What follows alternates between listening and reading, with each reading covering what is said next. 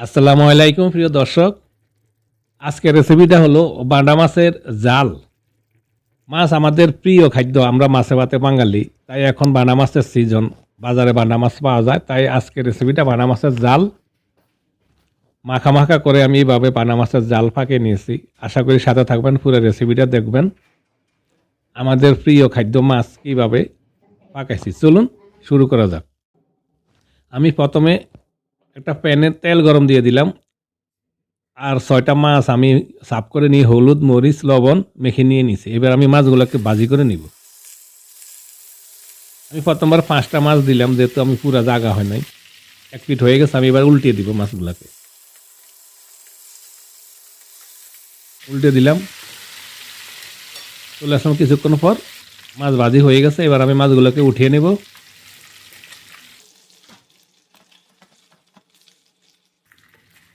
তারপরে আর একটা মাছ বাকি আছে, আমি এই মাছটাকে আমি ভাজি করে নিলাম।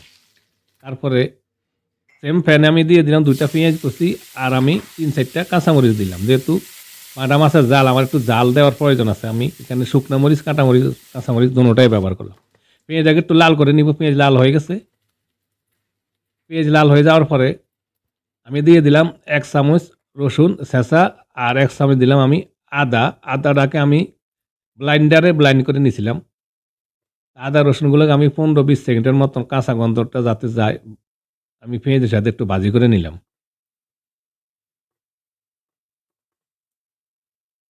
তারপর আমি দিয়ে দিলাম ছোট চামচের 1 চামচ হলুদ, আর 1 চামচ দিলাম মরিচের গুঁড়া, আর 1 চামচ জিরা গুঁড়া, আর 1 চামচ দিলাম আমি ধনিয়া গুঁড়া। তারপর আমি দিয়ে দিব পানি, যাতে মশলাগুলা জ্বলে না যায়। পানি দিয়ে আমি মশলাগুলোকে কষিয়ে নিব প্রথমে। আশা করি সাথে থাকবেন প্রিয় দর্শক, পুরো রেসিপিটা দেখবেন। ছোট্ট একটা রেসিপি, বেশি বড় না, বাটা মাছের জালের রেসিপি। আমার মশলাগুলো কষানো হয়ে গেছে, দেখুন। মশলাগুলো কষানো হয়ে যাওয়ার পর এবার আমি দিয়ে দিলাম একটা টমেটো চিকন করে কেটে নিয়েছি, আর দিয়ে দিলাম পরিমাণ মতন লবণ। আমি টমেটোগুলোকে মশলার সাথে গলাইয়ে নেব, যাতে তরকারির কালারটাও একটু ভালো হইব, সুন্দর দেখা যাইব, লাল লাল, আর একটু টক টক খাট্টা খাট্টা ভাব, মাছের জলটা একটু মজা হইব। যাক, টমেটোটা গলানো হয়ে গেছে। এবার আমি পরিমাণ মতো একটু পানি দিয়ে দিলাম। পানিটা বলক আসার পরে আমি দিয়ে দিব মাছ। তাই বলক আসা পর্যন্ত আমি চামচ দিয়ে লেড়ে অপেক্ষায় রইলাম। যাই হোক, বলক আইসা গেছে, এবার পানিটা উতরে গেছে। এবার আমি ভাজি করা মাছগুলো দিয়ে দিব।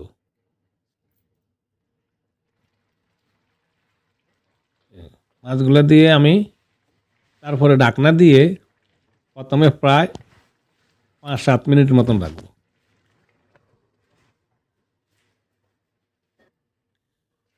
হয়ে গেছে 5-7 মিনিট, চলে আসলাম 5 মিনিট। আমি এবারও আবার মাছগুলোকে আমি একটু উল্টিয়ে দিব।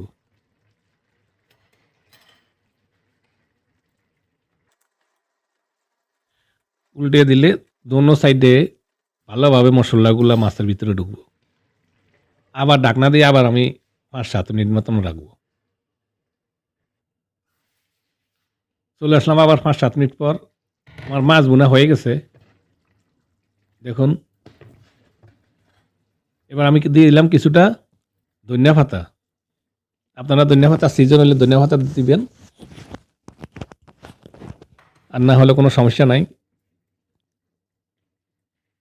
ধনিয়া পাতা দিয়ে আমি আবার ঢাকনা দিয়ে লো হিটে আমি আবার ধনিয়া পাতা যাতে নরম হয় 5 মিনিট মতন রাখলাম। চলে আসলাম 5 মিনিট পর, বাটা মাছের জাল রেসিপিটা আমার রেডি। দেখুন কালারটা কেমন একটু সুন্দর লাগছে।